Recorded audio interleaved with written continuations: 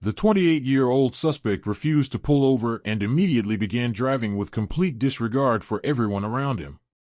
As the chase intensified, he weaved through traffic, ignored stop signs, and pushed stolen vehicles to their limits in a desperate attempt to escape.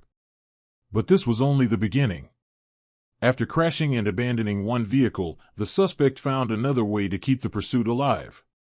Police watched as he repeatedly stole vehicles and continued his reckless escape, leaving a trail of destruction behind him.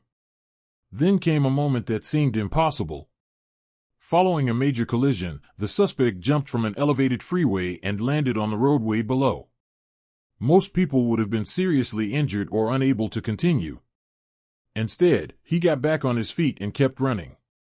With officers closing in from every direction, the suspect desperately searched for another vehicle.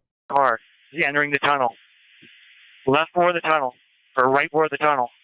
This suspect would steal multiple vehicles, crash into police cruisers, jump from a freeway, get hit by a passing car, and somehow keep running.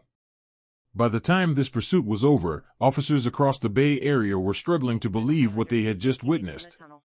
The incident took place in Northern California and remains one of the most unbelievable police chases caught on camera.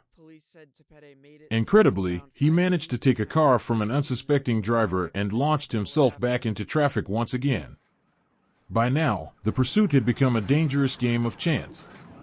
Every mile increased the risk to innocent motorists, and officers knew they had to bring it to an end before someone was seriously hurt.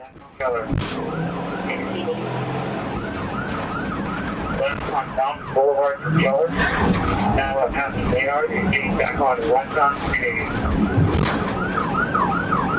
Westbound I-80 from Mount Boulevard. Okay, just TC with another car trying to go the wrong way.